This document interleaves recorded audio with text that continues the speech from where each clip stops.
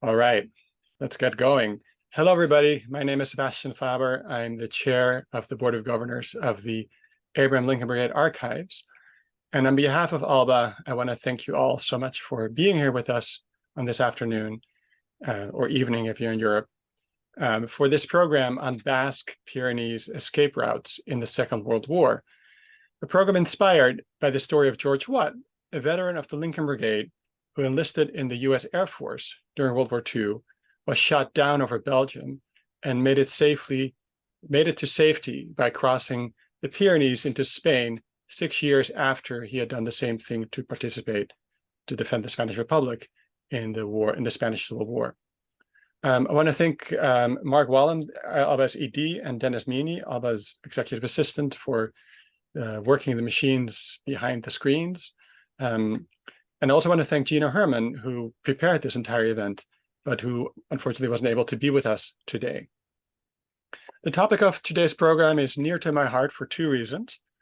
As someone from the Low Countries, I'm a Dutchman, and as an Oberlin College professor, because before he left for Spain, George Watt served on the executive committee, the National Executive Committee of the American Student Union, alongside Oberlin student Paul McEachran, who, like George Watt, went to Spain to defend the Spanish Republic and who died doing so in 1938.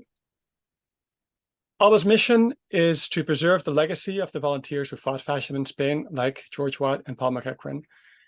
If you're joining our event, is this the first time you're joining one of our events? Be sure to check out our website for more information. You'll find links to our website in the chat. And if you want, please sign up for our email list, and if you can, to receive our quarterly paper magazine, The Volunteer. We offer these programs free of charge, but of course, we can only do so because of your generous support for our work. So if you can and feel so inclined, please consider making a donation, and for that, we'll also include the link in the chat. All gifts are tax deductible because we are a 501c3. A couple of housekeeping matters before you get started. We are recording this event to be able to share it with people who won't be able to make it today, or in case you want to rewatch it later. But if you don't want your face recorded, you can just turn off your camera and just join on audio. We will also have a Q&A at the end. If you do have questions, we'll ask that you post those in the chat, and then we'll get started from there once the presentations are over. I'm thrilled that we are honored with the presence of 4 amazing guests today, real experts, whom I will briefly introduce. Their longer bios are in the program announcement. John Morgan, who will speak first, is a Dublin-based lawyer who has a long-standing interest in the history of the Second World War.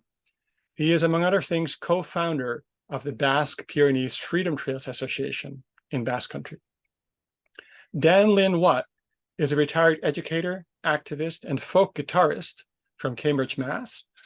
Together with Molly Lynn Watt, he wrote a play based on his parents' Spanish Civil War letters, which is available, the play is, on ALBA's website.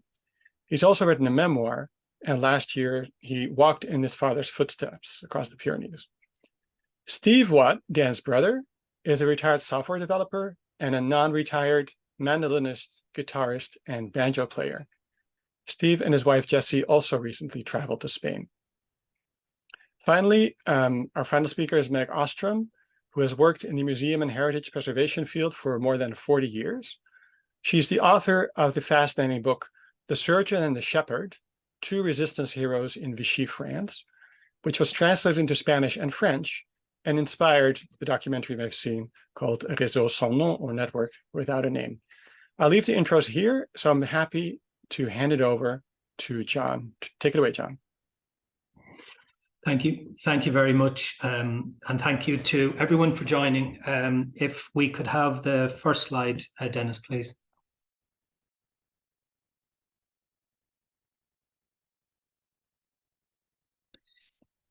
So today I'd like to do 2 things, folks. First of all, just to give you a brief oversight into the history of escape lines in the Basque Country, and secondly, to delve more into the personal experience of George Watt and his time in the Basque Country during World War II. The third slide, please, Dennis. So this is a map of the traditional Basque Country, and it's solely here to explain escape line activities during World War II. The Basque Country is located in the southwest corner of France. There are 3 regions there, and they are those regions where the names are written vertically. And Basque line activity, or escape line activity, was the moving of evaders, as they were called, north to south across the Pyrenees into the 4 regions which are on the south side of the Pyrenees, along or nearby the Bay of Biscay. So what were escape lines? Well, escape lines were groups or networks of people who helped others to escape Nazi-occupied Europe. They could be Allied servicemen, downed Allied airmen. They could be Jewish people trying to escape the Holocaust, or indeed in the occupied countries, they could be people trying to avoid mandatory work programs, which would see them sent to Germany, which of course they wanted to avoid. The members of the escape lines sheltered those people, provided them with clothes and medical attention, provided them with identification documents and forged papers, and they would escort them to the frontier of occupied Europe, which in this case was the Pyrenees. There, their guides would take them on often hazardous journeys across the mountain. They were often in very difficult conditions, in wintertime, in snow, and often at night. And the members of those lines ran very significant risks. They risked arrest, interrogation, torture, imprisonment, deportation to the camps, where often they lost their lives due to the conditions there. So quite a risk that they took on, and yet in that form of non-military resistance, they courageously stepped forward to do so. Next slide, Dennis, please. So it's fair to say that the biggest and most well-known escape line in the Basque Country was called the Comet Line. It was created in Belgium, and it was dedicated to helping Allied airmen who were shot down over occupied Belgium or northern France. And they operated 3 routes in the Basque Pyrenees. The first and the earliest of them was what was called the coastal route. And we see that here. It went, of course, along the Atlantic Ocean. And as the evaders arrived down to Bordeaux, they went on to Bayonne. And you see the various towns, for example, Saint-Jean-de-Luz, Cibourg, Orunye, and of course, then across the border into Oyarzun, where their escorts would take them further south. And in this map, each of those towns pays tribute to the various significant individuals who were involved there. Next slide, Dennis, please. On this slide, we have the 2 inland routes that were operated by Comet. The first one was the Soraid route, and the second one, which is most important today, is the La Ressort route. And I say it's most important because that was the route along which George Watt travelled. So you see in the corner, if you can, the village of Soutar. The evaders then came down to La Ressort, to Espelette, and they made their way to the border, which is marked in yellow. And they arrived at what was known as Mugari 74, which was a border stone marker that marked the border, and Muga being the Basque for border or frontier. And they then ended up at what was the first safe house on the other side of the border, which was Yariko Borda, before being taken further on. Next slide, Dennis, please.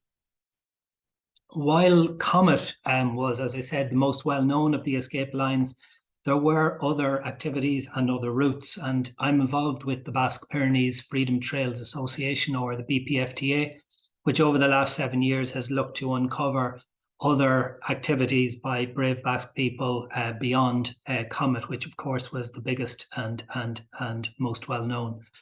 This is a map of the Basque Country in the early stages of the Nazi occupation of France generally, and so you had the occupied zone to the left, to the coastal side, and then on the right-hand side was so-called free zone, or the zone that was operated by the Vichy authorities.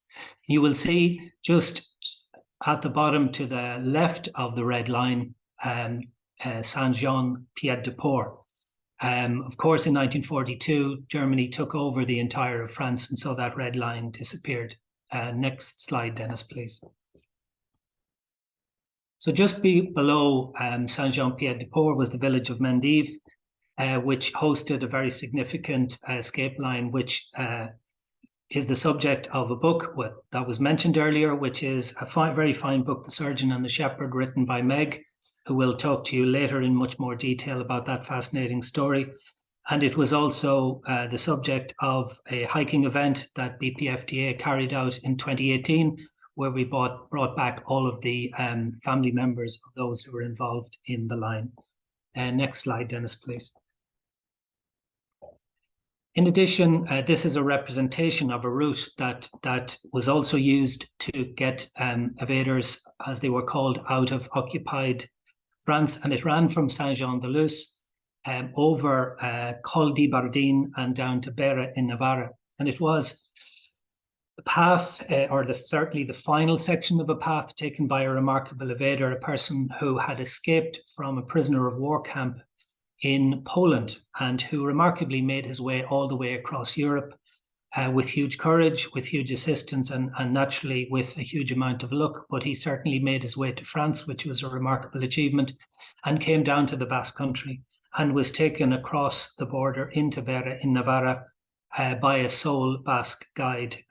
Again, BPFTA earlier this year brought his family back to walk in his footsteps across to Navarra. He spent a little time in the infamous Miranda del Ebro, the Francoist concentration camp, but was later released to the UK authorities. Next slide, Dennis, please. And this is a route which operated from the Ascagne and Sarre area in the French Basque country, and again went across the frontier into Bera in Navarra. It's also the story of a lady called Maria Josefa Sansvero, who was also known as Madi. She was a lady who owned a hotel in the area, and she used her knowledge of the frontier to bring people across. She also had a second route which operated closer to the coast. We are hopeful to bring her route back to life in June 2024. But equally worth saying that recently a novel was written by a lady called Edurne Portella about Madi, called Madi y las Fronteras, or Madi and the Borders. So that may be worth looking at for anybody who's interested in that story. There are other routes and activities. We certainly know of a route that operated in Arnegui, in the lower Navarre region of the French Basque country. A very resourceful priest whose parish church was in the French Basque country, and the parish graveyard, as it happened, was across the frontier. So the village would shelter evaders, and when there was the next village funeral, the priest would dress the evaders, 3 or 4 at a time, I guess, as deacons, and they would take part in the funeral ceremony. They would escort the cortege across the frontier. They would take part in the burial ceremony, and as everybody made their way back to the village, they very quietly slipped away. So the priest clearly got through a lot of deacons during the war. So that's a very brief overview of escape line activities in the Basque country. And now we'll move on to the personal experience of George Watt. And we'll go straight on to the next slide, Dennis, please. George arrived in the Basque country in early December 1943, and he was sheltered first in the village of Soutar in an inn, and that is the building in front of you. And it was called Auberge Lar. And evaders were kept there upstairs and also down in the cellar.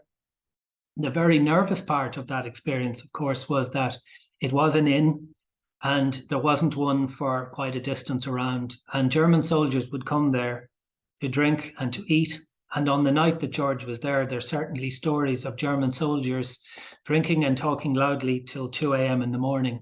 So I'm sure the invaders had a very nervous sleep if they had one at all. Next slide, please, Dennis. These two people had a very strong influence on George Watt's journey, both in the sense of his journey through the Basque country, but I think it's fair to say on his life journey generally, because they helped to keep him alive. The lady on the left is Martha Mendiara, the owner of Auberge Lar, and the gentleman on the right is Pierre Elorga, who was George's guide. Next slide, Dennis, please. So it's lovely to remark that today in the village of Soutar, on the wall of the local school, is this plaque, and it pays tribute to Maria Elorga, who was the local school teacher, and her husband Pierre, and it also pays tribute to his escape line activities. And the next slide, Dennis, please. You will remember from the La Ressort route map earlier that the first safe house across the border in the Spanish Basque country was Yauricoborda. And this is what Yauricoborda looked like at the time. So this is the perspective that George would have seen when he finished his arduous journey all the way down from the north of Europe, and he eventually got to the relative safety of Spain, and this is what he would have seen when he arrived. And the next slide, Dennis, please. And this is Yauricoborda today. So it just to give you a sense of what it looks like today versus what it looked like all those years ago. And the next slide, Dennis, please. And this, importantly, is the Miura family who owned Yauricoborda. And in fact, the family still owns Yauricoborda. And the gentleman on the front left is Jan Miura, who was a member of Comet and who kept a record of all the invaders who passed through their safe house. As it happened, I was in the Basque country only a number of weeks ago, and I met his grandson, Juan V. Miura, who's still very much involved in the commemoration of the Comet escape line through the Comet commemorative group, which is called Les Amis de Comet, or Friends of Comet. And I asked him to send me an item, and he sent me the following. Next slide, Dennis, please. And this is the record, Dan and Steve, that Jan Miura kept of your father's evasion and his passage through Yauricoborda. So as you'll see, it references George Watt from New York in the USA, Sergeant, Bomber Group 388, and quite detailed. It also details the fact that the plane he was in was a B-17G, and that he was shot down on the 5th of November 1943 and passed through Yauricoborda on the 11th of December. So it goes on to remark that that was the 78th passage of Comet using the La Ressort route, and that the group of evaders had arrived at Mando Chinecoborda in Espelette, had left there on the 10th of December at 8 o'clock and had walked for 8 hours, and had arrived then at Yauricoborda, which would mean that they arrived at 4 a.m. In freezing temperatures, and that the following day, I guess the following morning, they walked another 3 hours, and another guide brought them to a village. Now, we don't know precisely what village it was. It is possible that it was a local village called Urdax, but we certainly know that George moved on to San Sebastian, was then taken to Tolosa, then Madrid, and then Gibraltar, and then finally he arrived back, I should safely, to the United Kingdom, where he would be able ultimately to return home safely to his family. Thank you very much.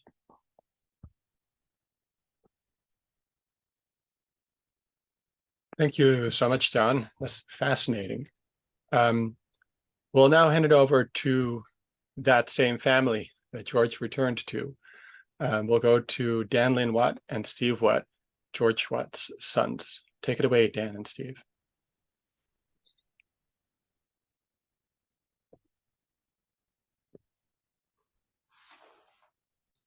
Muted.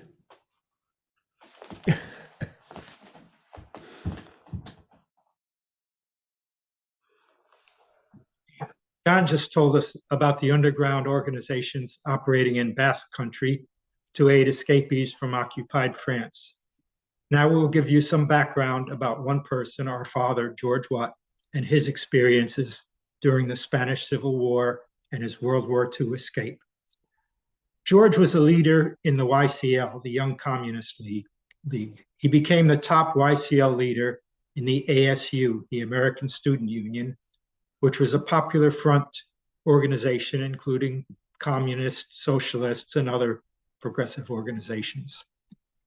In the ASU, he was quietly recruiting students to go to Spain, and he felt that to be true to his ideals, he had to go too.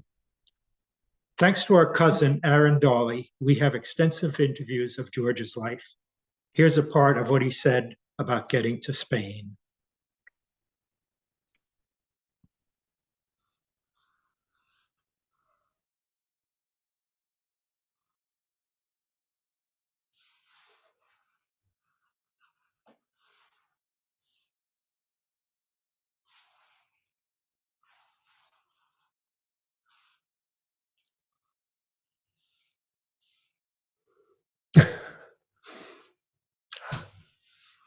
When I got to Spain, I went in and started, at the bar as a soldier, rank and filer. Although going over, they had a practice of transmitting some messages from here to the leadership in Spain, indicating that such and such a comrade was a leader in the States and so on.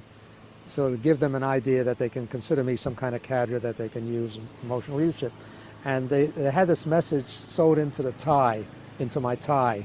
See, because don't forget, we had to pass through customs and also police that were watching, trying to prevent us from getting into Spain. When I got to Spain, I never did show them my tie.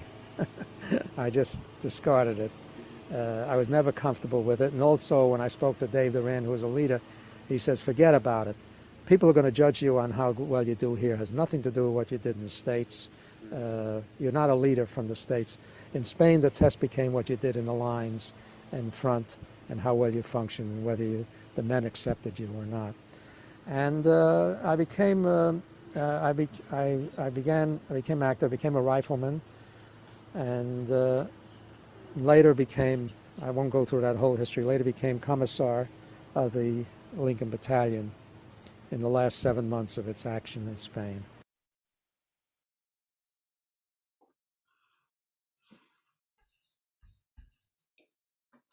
So George did prove himself in Spain. He was trained as a rifleman and was wounded in his very first battle. Because his wound was a relatively minor wound, he went around giving first aid to his other wounded comrades, and he was cited for bravery under fire for giving first aid to his comrades. He was tapped for officer training, and he became very committed to learning military procedures in what he called a real army.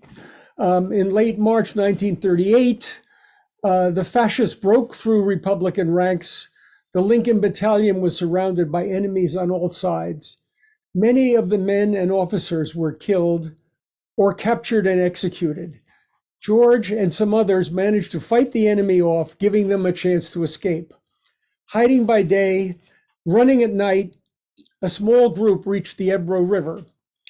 The Republican Army was regrouping on the other side.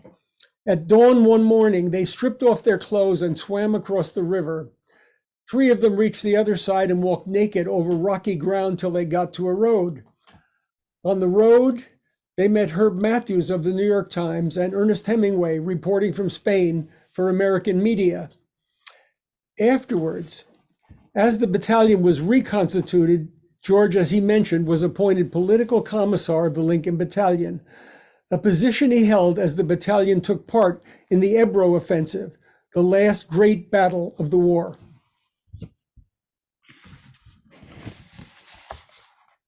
George was drafted in World War II and ended up in the Army Air Corps, the predecessor of the Air Force. He trained as a flight engineer on Boeing B-17s and was ready to go overseas, but was held back when his crew left. He didn't know it at the time, but the military kept Spanish vets from fighting because they were considered premature anti-fascists. I didn't know there was a time when you shouldn't be. But anyway, eventually the policy changed and George was sent to England to carry out bombing missions over Germany. It was on his 8th mission that he was shot down.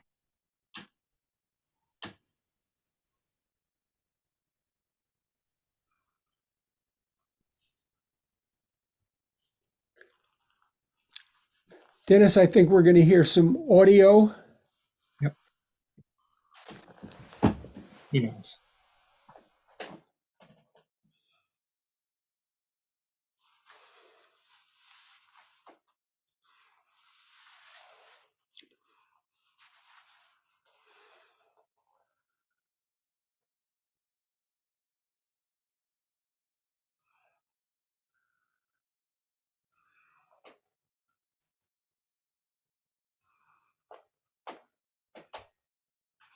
I happened to come out of the plane. I think I was the first one out of the plane, if not first, certainly the second, but I believe just about the first one out of the plane, because when I tried to open the door, which wouldn't give, I threw my shoulder against the door, and unexpectedly the door flew out and I flew out with it. So I was out of the plane. I hadn't expected to go out at that time. And I landed in a field, a plowed field, at the border of a little village, well, an area. It wasn't really a village, it's the province of Zela, but the village was Zela too, and Hama, which are the two villages. I was landing right on the borderline of these villages. And when I landed, as soon after I landed, a lot of people from the village all came out running. I was surrounded by, almost looked like the whole village was out. People were excited, were talking to me. And while I was standing there, I saw over my shoulder, people were looking over my shoulder and sort of shouting to me, "Vite, vite," quick, quick, get away. And coming towards me was a man, which I thought was wearing a black uniform. I thought he had a cap, an officer's cap on him. And I thought he was a German coming to arrest me. But it turned out that he was a local gendarme, a Belgian, and he probably might have turned me in had it not been for the people there warning him that if he turned me in, he wouldn't be able to live in this village. They threatened him. They were on my side, most of them. And while he was talking to me, he looked across the field where my parachute, where I had landed with my parachute, and I left it trying to bury it. And there were a number of people around it examining the silk of it and my gear. And he walked over there to see what's going on. Well, I realized that was, he was giving me a chance to run away. And I began to run. I ran as far as I could. And as I was running, I saw a man on the other side of the field running parallel and constantly waving me forward. There was a man with a cap. And he finally pointed to a spot where I should get down and hide. It was a little ditch. It was a ditch, I don't know whether it was little. It was a ditch along one of the fields. And I got down there and hid for the rest of the afternoon. And all afternoon, people kept coming and into my hiding place from the village. And while the Germans were combing the field, they came close at one point. I could hear the voices, I could hear the shouts, but they didn't find me. And one of the people, the original guy who had directed me, took me to his home. And by this time it was dark, and I stayed there for a couple hours. It happened to be, I was shot down, I happened to have been shot down on my 30th birthday. And in the course of our conversations with them, we spoke German and French. They didn't speak any English. With Germans outside, I heard their motorcycles and I guess their cars and trucks, whatever's scooting by outside. and I was a little scared, but we had a great time. And right after that, they gave me a change of clothes and some money, and one of the people who was visiting took me to his house in the neighboring main village of Hama. But I walked about several kilometers to the other house. On the way, I encountered my first group of German soldiers coming towards me on an old World War I wagon pulled by a team of horses, and I was very scared. But we got through that one. The old man with me said Guten Abend to them, and I said Guten Abend, and we walked by and managed to get through that one. And we got into the house where I stayed overnight, and the next day a seaman by the name of Raymond took me to Brussels.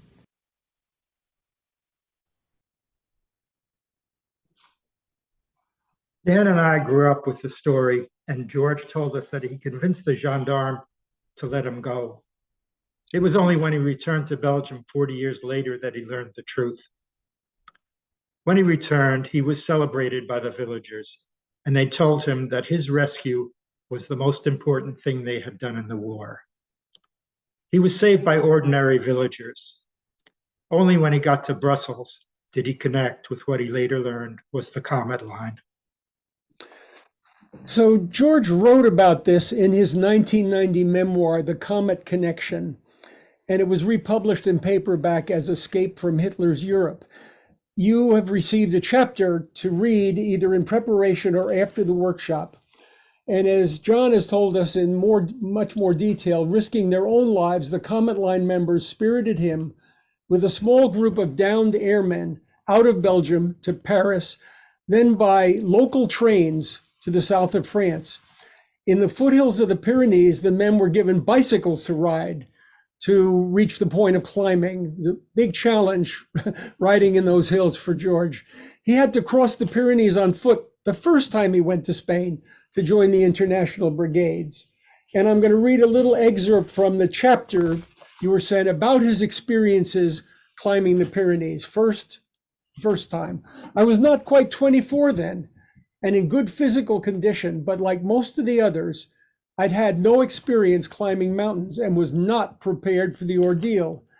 The ancient smugglers' trails along which we trudged single file were steep and rocky and never ending. Every time we reached the summit, thinking it was the last, there rose another hill and another, on and on. And as if that weren't enough to test our fortitude, we found, even after we reached the safety of Spain, that the descent had its own brand of torture. We kept stumbling and tripping, jarring our spines as we led ourselves down the rocky incline. That was the first time. This time it took longer. Instead of racing against the dawn in one night, we spent 4 days and 3 nights, hiking by day, resting in shelters at night. You've seen pictures of some of those in John's presentation. But this was mid-December, not August, and the thin coat I was wearing was no protection against those strong, blustery winds blowing right through me. The old paper-thin shoes that Edward Lowert had given me in Hama were disintegrating. When the sole of my left shoe tore loose, I tied it on with a handkerchief, but snow caked inside and I kept tripping over it. I tore the dangling sole off the shoe and walked the rest of the way with nothing between the snow and my wet stockinged foot. Why I didn't get frostbite, I still don't know. We slept and ate in isolated farmhouses along the way. I remember spending one night in a barn next to some sheep, a goat, and a burro. All night long, the snorting and farting of the animals and their pungent smells kept me awake, but at least their body heat kept us from freezing. On the third day, our guide left us, saying he was going down to town to make a phone call. He was gone all day. When nightfall came and he hadn't come back, we became a little anxious. We were still not out of danger, for Spain, though technically neutral in World War II, was a fascist country. The irony of my situation did not escape me. The legendary La Pasionaria, Dolores Ibarrari, an inspirational leader of the Republican cause and a communist member of the Cortes, Spanish Parliament. In her farewell address to the international brigades in Barcelona, had told us to come back to a free democratic Spain. We'd shed our blood. We were legends, she said. Spain would be forever grateful to us. We were welcome. Now I was back, but Spain was not free. It's the end of the quote. When the guide returned, George was taken to a car flying a diplomatic flag of the British Embassy. Driven to Gibraltar, British territory, he was flown back to England. And on December 26th, he sent a cable to our mother, Margie, which I'd like Dennis to display the cable. There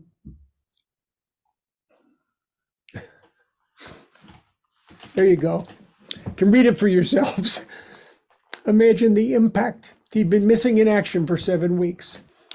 George was a lifetime member and devotee of the veterans of the Abraham Lincoln Brigade.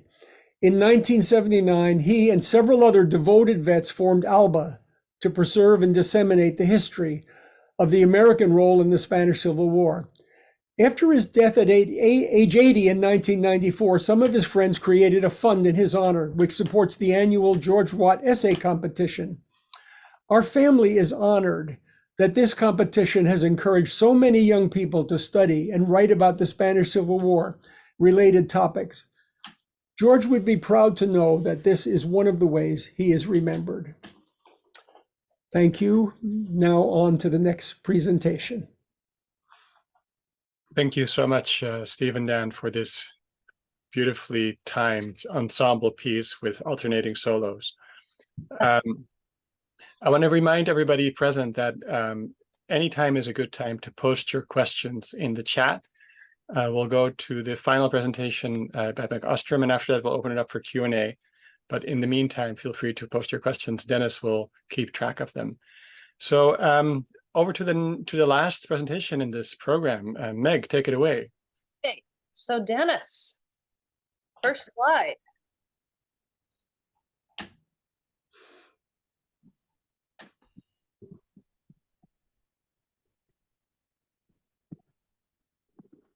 Okay, so Comet was the largest and longest lasting Belgian-led escape line, and also the most well-known both during and after the war. So the map. Okay. The Underground Railroad that operated out of the inland Basque village of Mendive provides a very interesting contrast to the activities of the Comet network. This Belgian-led resistance operation used a backcountry lumber business near the French-Spanish border as a cover. It was so top secret that it did not have a name and was little known post-war beyond the surrounding mountain valley. I'm going to focus on the differences, but also briefly highlight a few similarities, especially the background of the founder leaders, André de Jong of Comet and Charles Scapins of the Mendive Underground Railroad. Both had medical training. She as a nurse and he as an ophthalmologist. In 1940, André, or Dédé, as she was known, was 23, and he was 28. Memories of local World War I resistance efforts inspired both of them, and Scapins, like Dédé, during the first years of occupation, did informal underground work in Brussels. He had been a medical officer in the defeated Belgian army, and then was recruited by his former military colleague, Anselme Verny, to let his medical office be used as a mail drop to transfer sensitive documents. Verny was an aviator turned a resistance agent who was freelancing for both Belgian and French intelligence cells, made up mostly of former military personnel. Then in April 1942, just before they were about to be arrested by the Gestapo, Verny and Scapins fled to France, leaving his wife and 2 young children behind. In Paris, Dr. Scapins connected with Cyril Pomerantsev, a Russian friend whom he knew from his Jesuit boarding school days, and who was operating a very successful brokerage business for office furnishings. and whose primary customers were the German occupying forces. While there, Dr. Scapins acquired identity papers as the Frenchman Jacques Perrault Spengler, and then took off to the Free Zone in eastern France to reunite with Verny. At this point in the war, the principal Belgian-led escape routes to Spain were along the two coasts, and there was a need to open additional lines. So Verny and Scapins were assigned a scouting mission to the Pyrenees. In a valley bordering the Irati forest and close to the Spanish border in the Basque country, they discovered a massive but defunct sawmill and logging operation. They hatched an audacious scheme to purchase the lumber enterprise and use it as a smokescreen to smuggle people and documents out of France, plus be a bank to store currency. Scapins returned to Paris and convinced his entrepreneurial friend Pomerantsev to buy the business and make him the general manager, which allowed him to bring his family from Belgium that fall. The nearly 5-month renovation entailed restoration of the mill and reinstallation of a 13-kilometer cable system to transport the logs from the mountaintop Irati forests, plus hiring the workforce of nearly 300 specialized and manual laborers. His business travels around the Pyrenees during the startup period allowed him to recruit a handful of local citizens to assist in the eventual underground relay work. He lined up 4 French Basque innkeepers to serve as safe houses, but also conned a pro-Vichy garage owner doing work for the company to be a drop-off point for parcels. Just over the Spanish border in the Irati forest was the Casa del Rey, a mountain inn which had a long-standing role in the smuggling trade and was run by the sister of Compens, the chief Spanish Basque lumberjack. It became the destination for the parcels and people in flight. And lastly, he enrolled as the passeur, an eccentric local Basque shepherd named Jean Sérochard, who lived a very isolated existence in the mountains. So now turning to the differences. Dédé pretended to be a teenager to disguise her guiding activities from Brussels down to the Basque country. Charles Scapins was not only completely changed his name and identity, but once the system was in place, he wanted no direct role in the clandestine work. In fact, he assumed the role of double agent. He obtained fake papers that the mill was supplying material for Hitler's Atlantic Wall and also cultivated friendly relations with the Germans. Thus, Monsieur Perrault duped both them and the local population into thinking he was a collaborator. Moreover, unlike Comet, that was receiving money for travel expenses from the British MI9 service, neither Belgian nor British intelligence services knew about the secret work of the Mendive sawmill until Dr. Scapins had a daring escape from the Gestapo and arrived in England in the fall of 1943. William Auger, who was coordinating the Belgian resistance activities on the continent for the Belgian government in exile in London, had decided to keep his superiors in the dark about the clandestine activities in Mendive.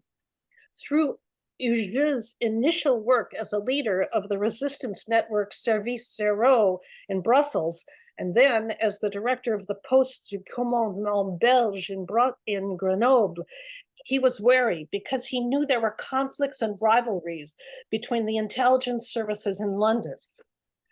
Third difference, evacuation was the principal function of Comet and intelligence activities a lesser component, whereas the primary function of the Mendive sawmill and its cable system was a critical information and intelligence transfer site for Service Zéro, and human smuggling was a sideline.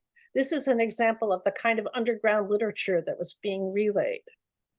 Finally, the other significant difference are the types of evaders and escapers being aided and their numbers. Almost 800 Allied airmen and military personnel escaped via the Comet network.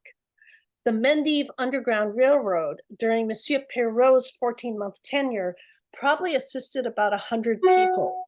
Of these, perhaps a quarter were high-level Belgians, military and government officials, and compromised resistance agents who were escorted by Vernis to a safe house inn and then guided by Séracher through the Irati forest to the Casa del Rey.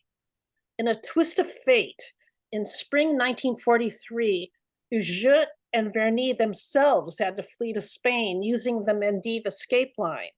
And then Perrault and Pomerantsev outwitted the Gestapo when they came to the sawmill that summer and escaped via the Irati forest, aided by Séracher and Compans.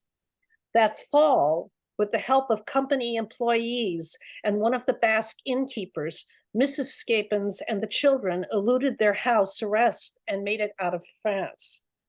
So the majority of evaders were young men from Southwest France and elsewhere seeking to avoid being sent to a German war factory. Many were university students.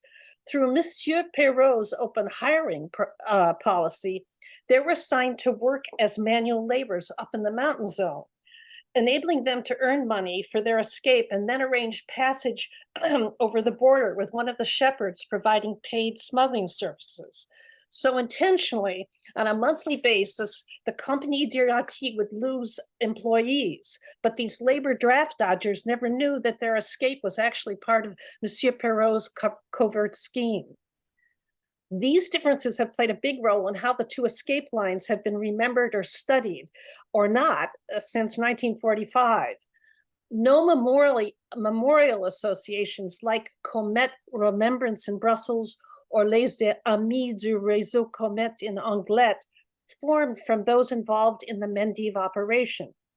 The only post-war reunion and public ceremony happened in 1970 when Dr. Scapins and Uge commissioned a commemorative plaque that was placed on the Chapelle Saint-Sauveur up in the mountains, a site adjacent to one of the cable relay stations. They worked with Abbé Erdozensi, the local priest, to arrange this event, which was attended by many of the key conspirators, plus local officials and citizens.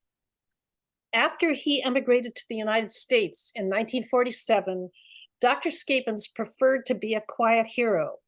He wanted his revolutionary medical achievements in the ophthalmology field to be the source of his fame. Indeed, he would eventually become recognized as the father of modern retinal surgery.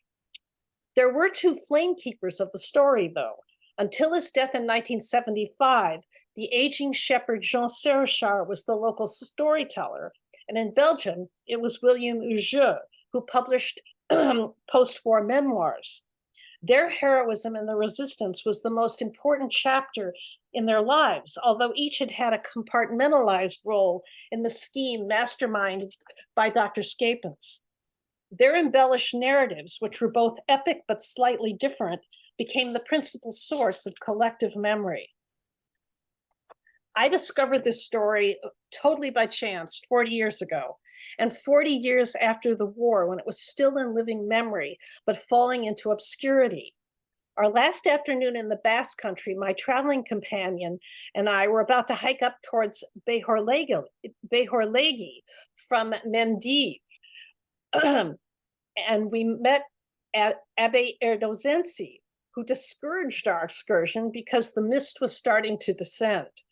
When he discovered that we were Americans who lived north of Boston, his facial expression transformed. He instantly began narrating the wartime tale of the Belgian-led resistance operation at the Mendive sawmill, which in his telling culminated in the daring escape of the ringleader, Monsieur Perrault, when the Germans came to the factory to arrest him. After the war, this Monsieur Perrault had emigrated to Boston, where he had become a world-famous eye surgeon. Though Abbé Erdozensi had not been in Mendive during the war, he was very proud that he had arranged the post-war plaque ceremony and offered to take us up to the mountain chapel to see it. How could we refuse? So we got a 2-hour tour of the valley and surrounding hills.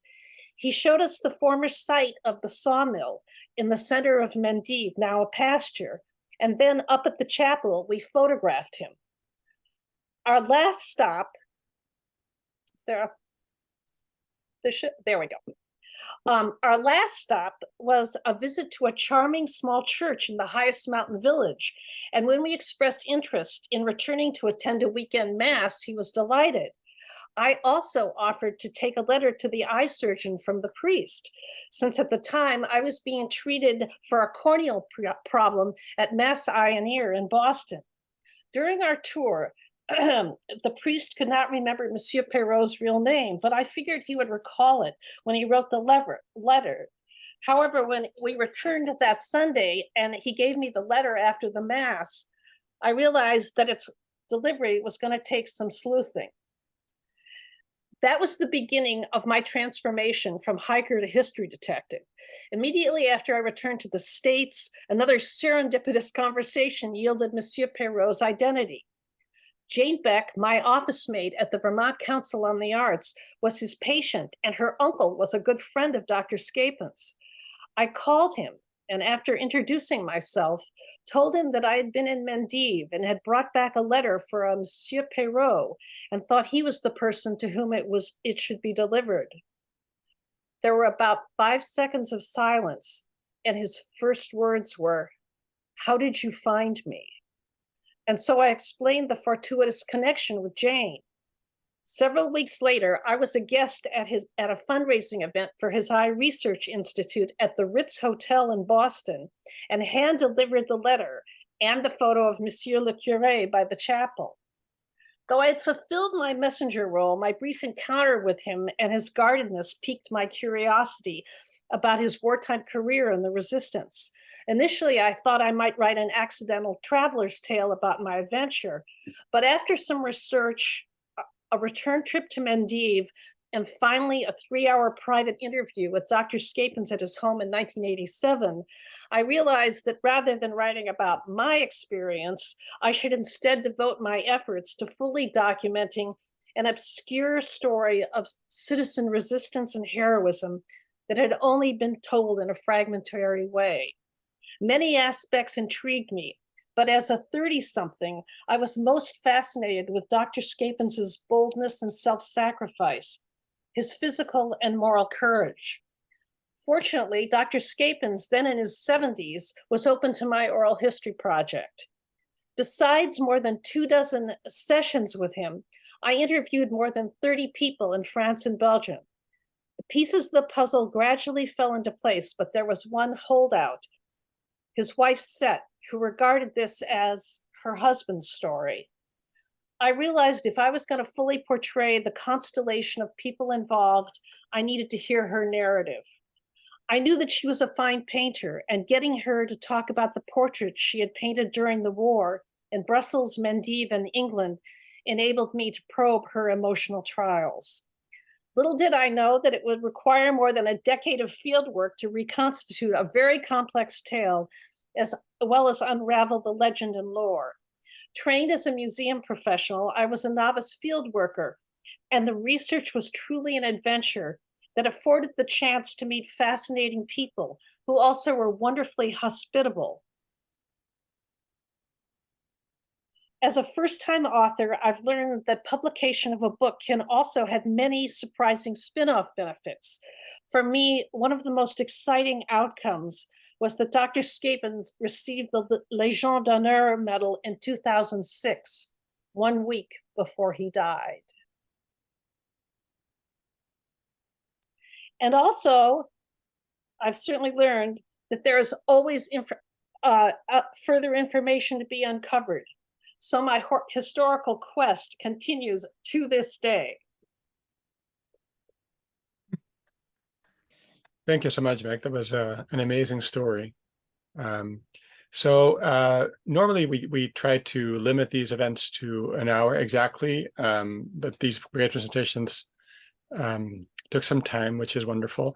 So we're going to try to go a bit past the hour.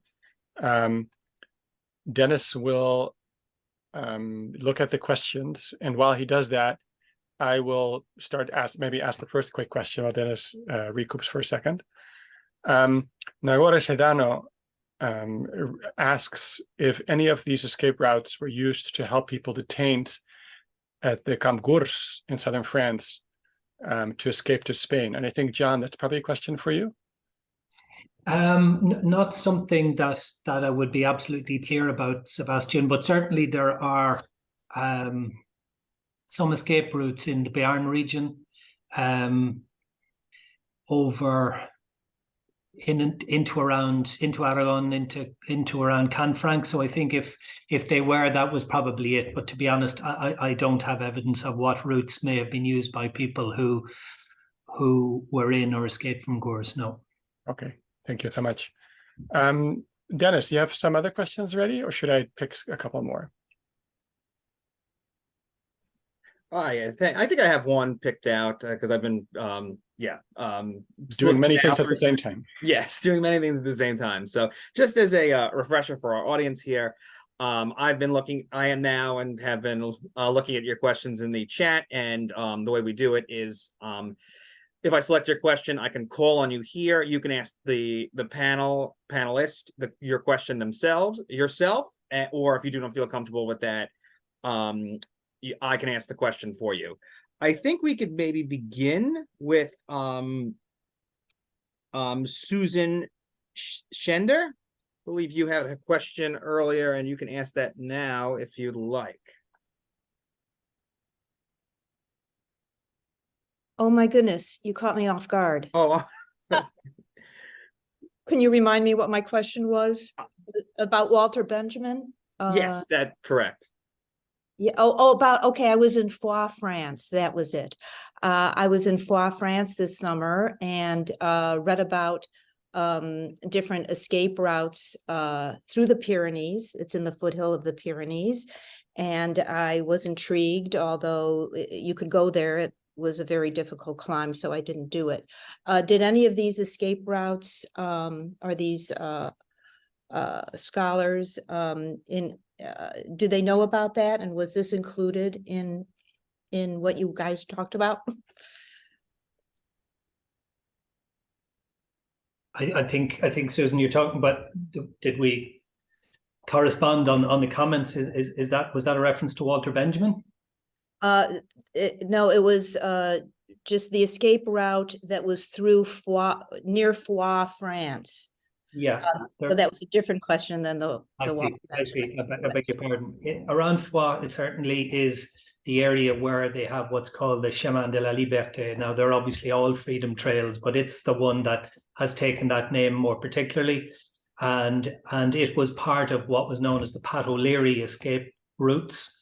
He would have had one down through the central Pyrenees, which would be a much more difficult route than either on the east or the west. But naturally enough, what it did was the chances of border guards being that high up was less. So I think that was the trade-off. But every July, actually, there's a local organization that does the Chemin de la Liberté. Even today, it's quite a daunting trip. It's 4 days across down into Catalonia. But yes, that would have lent itself to escape lines for the Pat O'Leary route. There were a number of them, but one was in that area. Thank you. So, John, you've actually done that, correct? Yeah, I've done it twice at least. Yeah. So yeah, no, it is daunting, but there's incredible camaraderie, incredible history, and you have people who literally just keep going back year after year. It's quite addictive, and very much there's that kind of physical challenge, the camaraderie, and the history is remarkable. Yeah, so thank you so much for that question and the answers there. I have another question here. Dolores Augustine asked a question regarding Spanish exiles and refugees. Dolores, you can ask your question now if you'd like. Yes. So I was wondering what you can tell me about the participation of Spaniards who escaped Spain in early 1939 when Franco's forces basically won the Spanish Civil War. In the escape routes that those who just made their presentations discussed? Did you see any evidence of Spanish participation?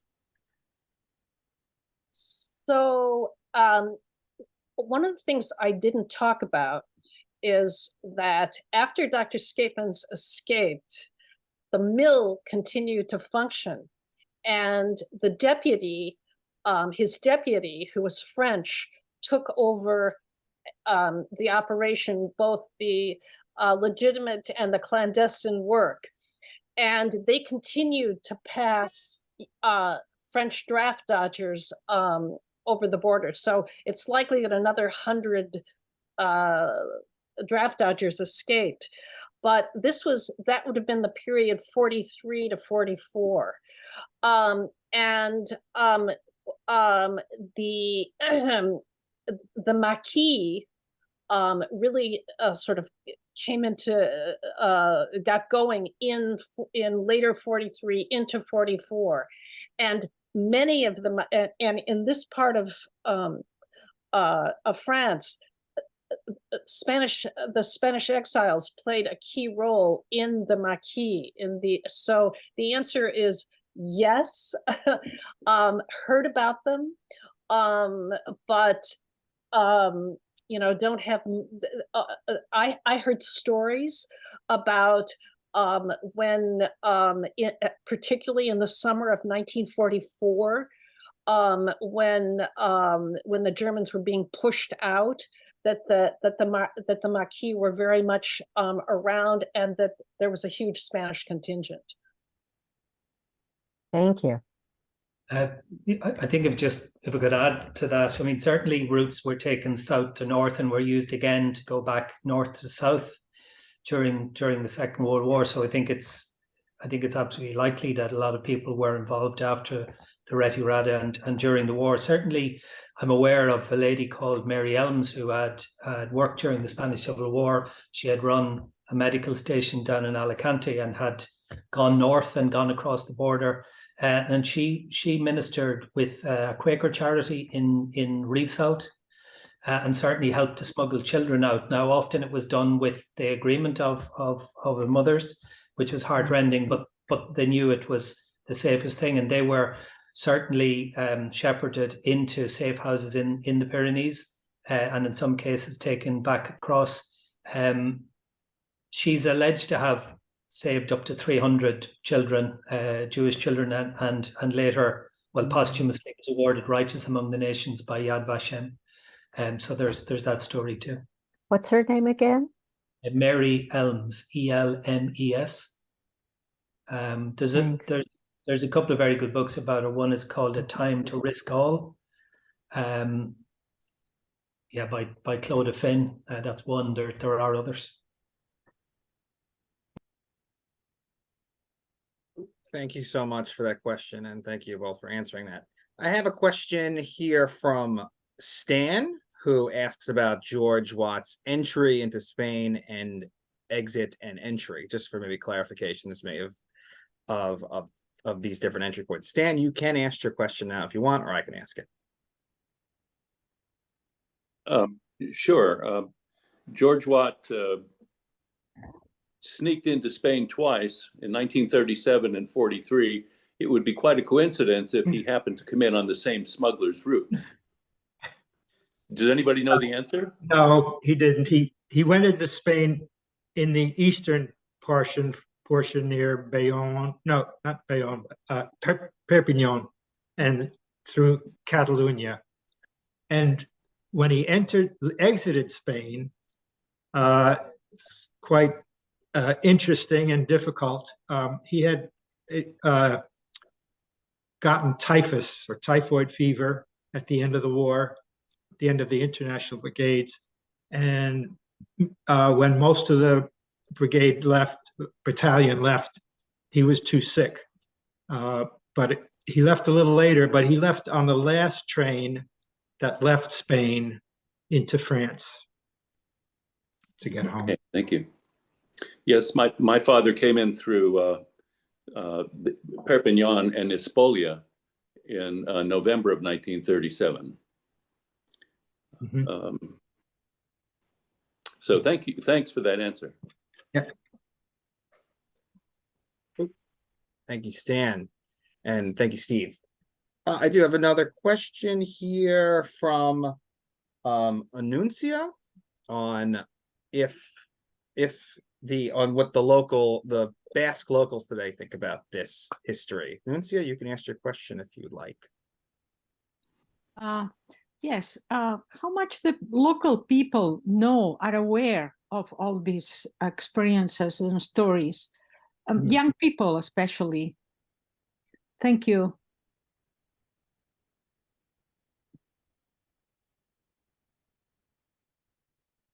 Well, in Mendive, once the French version of the book was published, I would say in terms of people became it was sort of a revival. Let's just say it was a revival of the story. And it all of a sudden, you know, the sawmill was that massive operation you saw in the postcard, and it was taken down in the middle in 1956. So there was no visible record of the place where that had been such a this key site. So it was a pretty invisible story. You know, people villagers knew about it in general, but they didn't have. There were a few details about the daring escape. But when the book came out in the French version, all of a sudden it was being talked about, and then there's now a heritage festival in the valley, and so all of a sudden, you know, the recent history is more interesting. So it's a mix of things. So they're much more aware of it, at least in Mendive. Yeah, I think that's one of the common factors of the commemorative organizations more recently, like our own BPFTA and Les Amis de Comet. There's a UK association as well, and there's one in Italy. Is very, very important to link the educational side of it, which is for people who don't know their own history, I guess, or this particular piece of it. I know all of those organizations are very keenly engaged with students, with schools, etc., and do a number of things to try and get the information out there, particularly to the younger generation. It's definitely a key thing for all of them. Thank you both for that. I think we are running up on time here, so we may make this our last little question. I'm going to go ahead. Cherie Thomas asked a question about George's mission. And Cherie Thomas, you can ask your question now if you want to.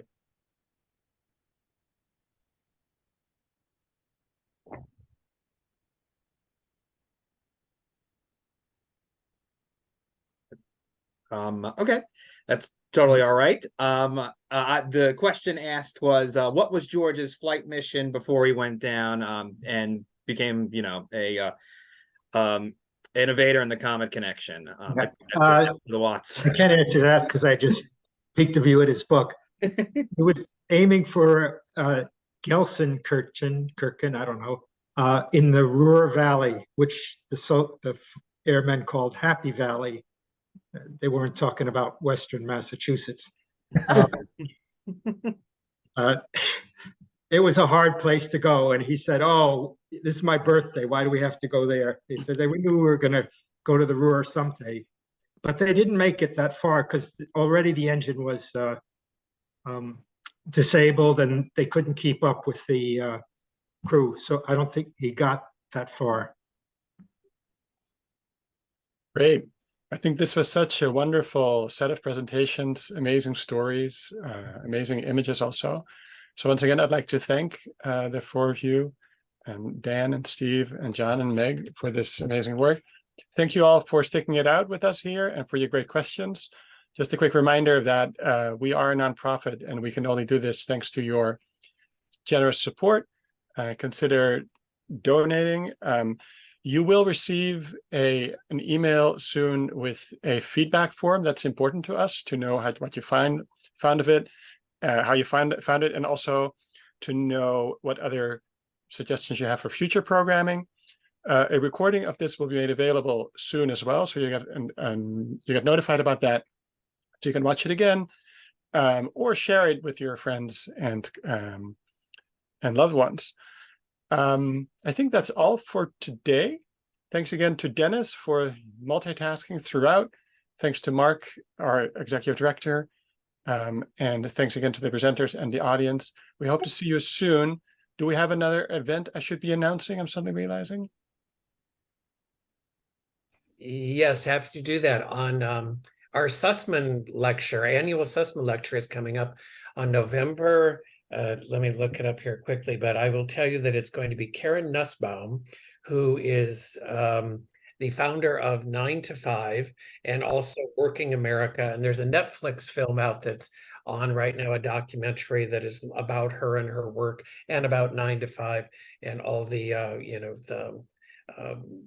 the women's movement in labor and how that all got started. And that's on Netflix right now. So that'd be a great thing for you to watch. I highly recommend it.